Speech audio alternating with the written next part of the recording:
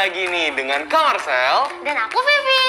Kami akan menemani kalian belajar nih. Nah, sebelum kita mulai belajar, Kak Marcel ingin memberikan pertanyaan dulu nih ke teman-teman di rumah. Apa itu, Kak? Pernahkah kamu pergi ke pantai? Dan apakah kamu pernah melihat tanaman yang tumbuh di pesisir pantai? Tulis jawaban kalian di buku latihan ya. Yuk masuk, Vi. Ayo.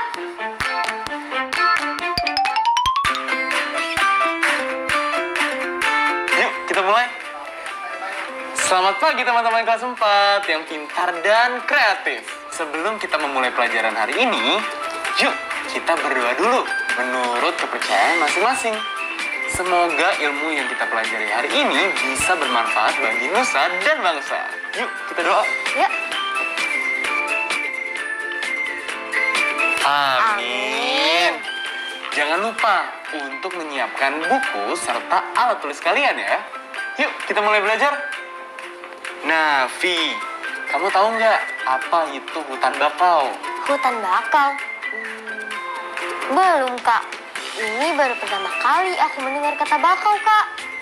Kalau belum, yuk kita simak infografis berikut ini.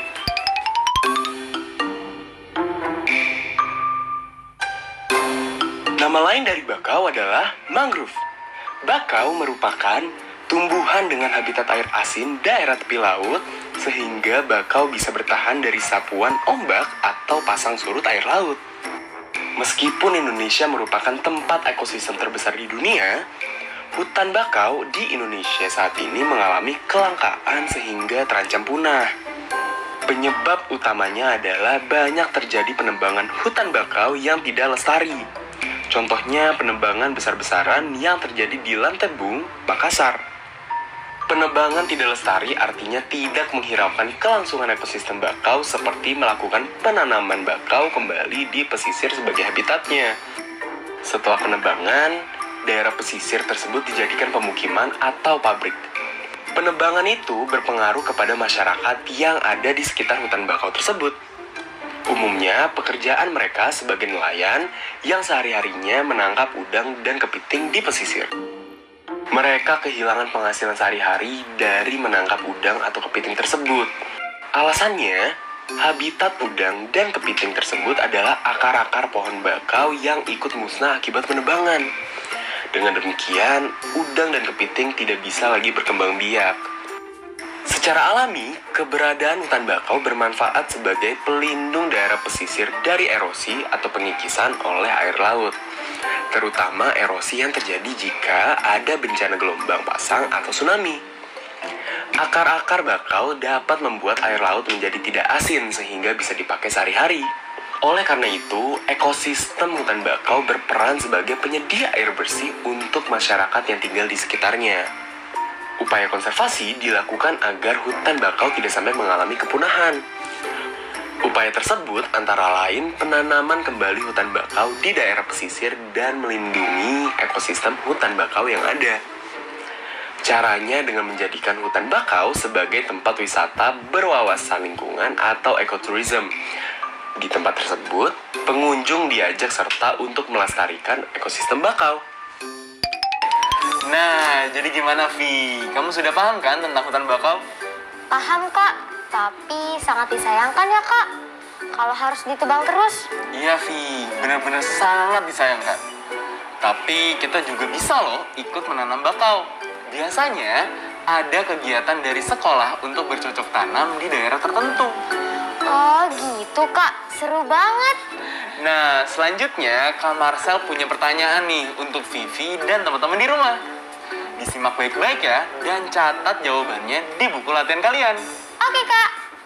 Oke, pertanyaan pertama. Tuliskan kalimat pada paragraf pertama yang menjelaskan tentang pohon bakau. Diperhatikan ya teksnya. Kakak beri waktu 10 detik untuk menjawab.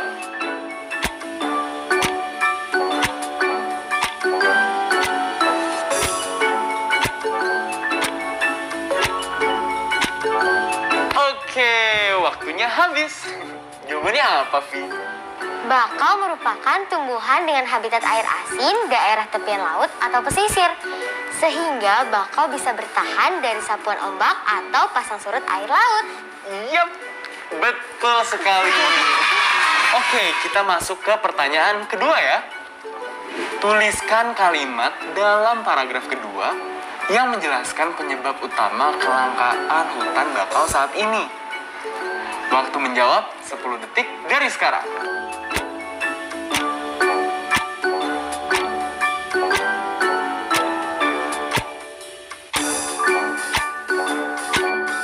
Aku sudah jawab, Kak. Sip deh. Jawabannya adalah? Penyebab utamanya adalah banyak terjadi penebangan hutan bakau yang tidak lestari. Contohnya, penebangan besar-besaran yang terjadi di Lantebung, Makassar. Jawaban kamu benar sekali. Kamu pintar, Vi. Yeay! Nah, untuk pertanyaan selanjutnya, teman-teman di rumah bisa mengerjakannya sendiri ya. Kalian bisa meminta bantuan kepada anggota keluarga kalian untuk memeriksa hasil latihan kalian. Ini dia pertanyaan-pertanyaannya.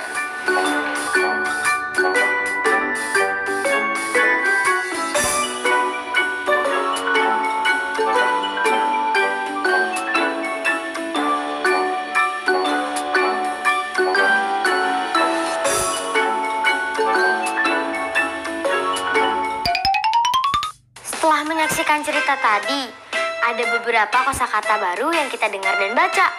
Di antaranya adalah berikut ini. Perhatikan baik-baik ya teman-teman.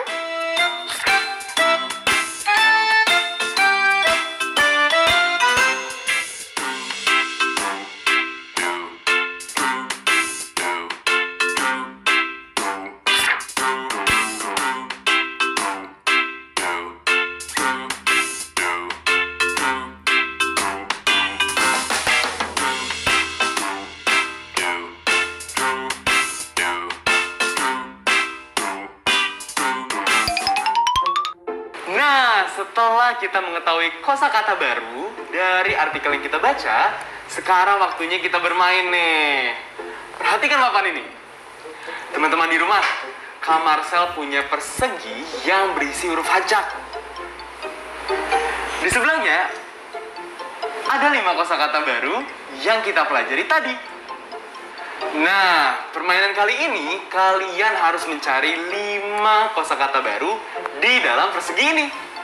Setelah kamu menemukannya, kamu hubungkan setiap huruf yang tersusun dengan melingkari atau membentuk persegi pada kata tersebut. Paham, Vi? Paham, Kak? Ayo kita mulai. Ini, silahkan, spidol merahnya. Oke, waktu hanya 30 detik dan dimulai dari sekarang. Siap, Kak. Ketemu, habitat. Kedua, tsunami.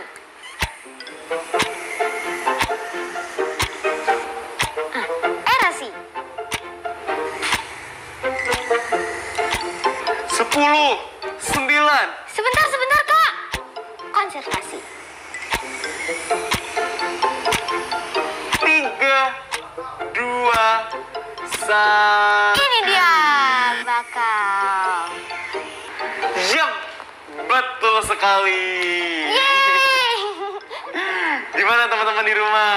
Apakah jawaban kalian benar semua? Oh iya, di dalam persegi ini memang ada beberapa kosakata lain. Namun yang dicari hanyalah 5 kosakata baru yang kita pelajari hari ini. Jangan kemana-mana ya teman. Kak Marcel dan Vivi akan kembali setelah yang satu ini.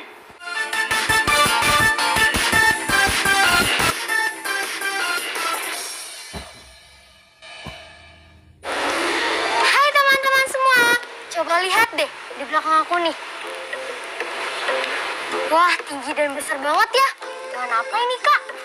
Ini adalah pohon keruing. Pohon yang merupakan salah satu jenis flora atau tumbuhan Indonesia yang sering dimanfaatkan dalam bidang perkayuan dan konstruksi. Seperti ini, pohon yang sudah ditebang. Kemudian diolah menjadi kayu yang bisa dimanfaatkan untuk bidang perkayuan dan konstruksi. Sehingga memiliki harga yang sangat mahal. itu banyak sekali, Kak, batang kayunya. Itu karena jenis kayu ini memang cukup diminati di mancanegara. Sehingga permintaan akan kayu pohon keruing menjadi meningkat. Dan mengakibatkan keberadaan pohon keruing di Indonesia terancam punah. Wah, berarti kita harus bersama-sama melestarikannya. Ngomong-ngomong, tinggi pohon itu berapa ya, Kak? Tinggi banget deh. Tinggi pohon keruing itu beragam. Nah, coba kalian perhatikan gambar berikut ini. Ini adalah beberapa data yang berkaitan dengan tinggi pohon keruing. Bisa dilihat tinggi pohon keruing A sampai keruing E, tingginya cukup beragam. Mulai dari 30 meter sampai yang paling tinggi 65 meter. Wah, tinggi sekali. Nah, sekarang coba tentukan pohon keruing manakah yang lebih tinggi dari pohon keruing C dan lebih pendek dari pohon keruing D. Yang mana ya, Kak? Jawabannya adalah pohon keruing B, tingginya 50 meter. Dia lebih tinggi dari keruing C yang tingginya hanya 45 meter. Tetapi keruing B ini lebih pendek dari keruing D yang tingginya mencapai 65 meter.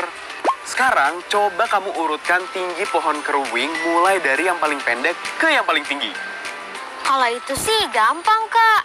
Kita tinggal lihat ukuran tingginya saja yang sudah ada pada tiap pohon. Ada yang tingginya 30, 50, 45, 65, dan 60 meter. Tinggal kita urutkan deh. Aku coba ya. Oke. Pertama yang paling pendek keruing A, 30 meter. Lalu keruing C, 45 meter. Kemudian keruing B, 50 meter. Setelah itu keruing E, 60 meter. Dan yang terakhir, yang paling tinggi keruing D, 65 meter. Yap, betul sekali. Inilah urutan pohon keruing dari yang paling pendek ke yang paling tinggi. Nah, teman-teman, kita tadi sudah mengetahui sekilas tentang pohon keruing, tumbuhan atau flora asli Indonesia. Lalu melihat dan membaca data tinggi pohon keruing, bahkan kamu sudah mengurutkannya dari pohon yang terpendek ke yang tertinggi. Lalu bagaimana dengan hewan atau fauna asli Indonesia ya? Ada apa lagi ya, teman? Nah, penasaran? Yuk, ikut kakak lagi. Teman, tahukah kamu hewan apakah ini? Kamu pasti mengira ini lumba-lumba. Ya, memang mirip.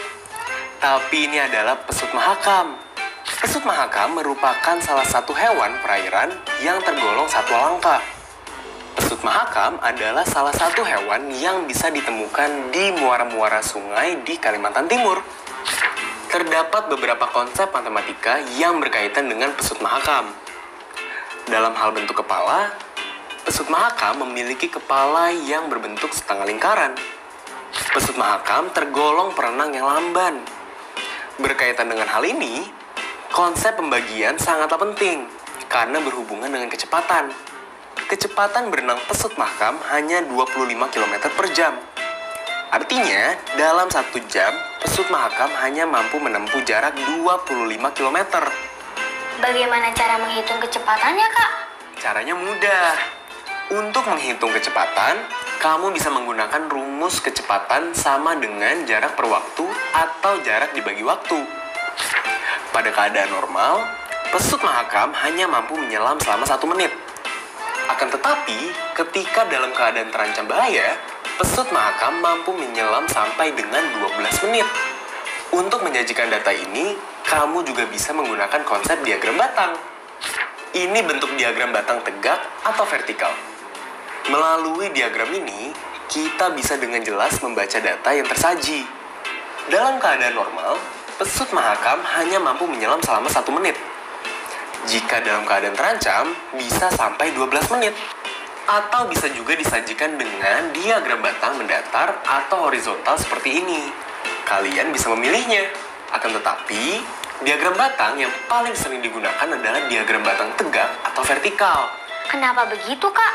Karena dapat lebih mudah untuk dipahami dan pembaca mampu melihat dengan mudah perubahan data yang diketahui. Apakah kamu setuju? Gimana, teman? Silahkan utarakan saja pendapatmu. Diskusikan dengan ayah dan bunda ya.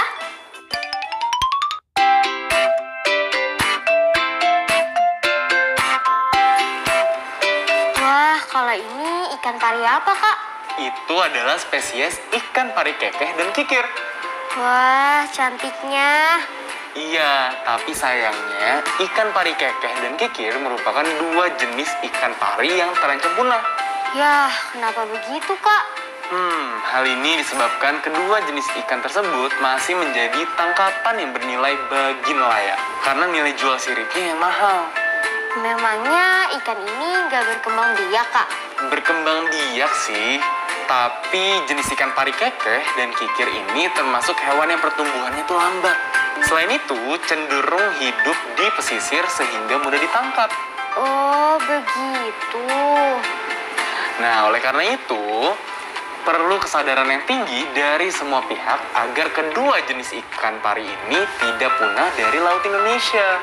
Benar banget, aku setuju deh. Oh iya, Kak Marcel ingin menunjukkan data tentang ikan pari ini. Sebentar.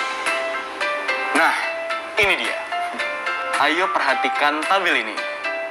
Misalnya nih ya, tabel ini menunjukkan data jumlah hasil tangkapan ikan pari kekeh dan kikir untuk 1 dekade terakhir. Nah, bagaimana bentuk diagram batang mendatarnya? Aku tahu, Kak. Pakai kertas berpetak saja. Yap, betul banget. Kita buat pakai kertas berpetak seperti ini. Supaya tidak lupa, kita tuliskan dulu judul diagram batangnya. Kita tuliskan hasil tangkapan ikan pari. Sekarang, kita mulai membuat diagram batangnya. Pertama-tama, tarik garis tegak atau vertikal dan mendatar atau horizontal. Bagian tegak atau vertikal isi dengan tahun. Pada bagian garis horizontal atau mendatar, tuliskan banyaknya ikan sesuai dengan data pada tabel. Di tabel diketahui data terendah 250 ton dan tertinggi 800 ton. Jadi kita dapat membuatnya dalam bentuk kelipatan 100.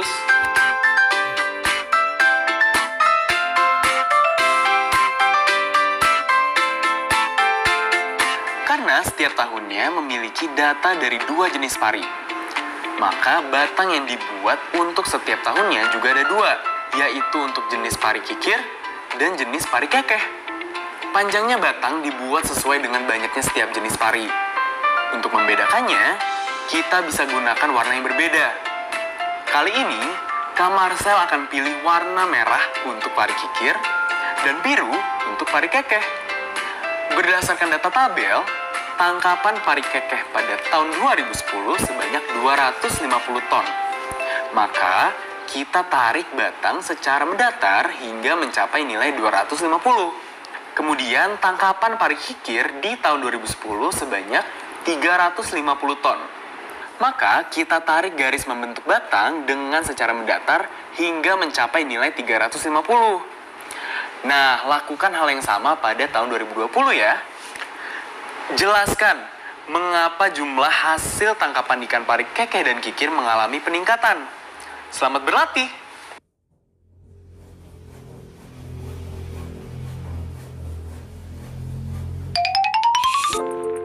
Teman-teman, jangan lupa ya mencatat judul-judul buku atau teks bacaan yang sudah kita baca hari ini.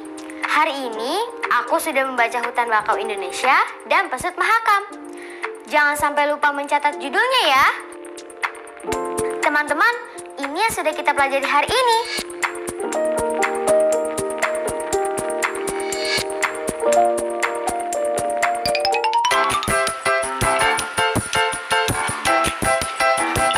Wah, benar-benar seru ya pertualangan kita hari ini.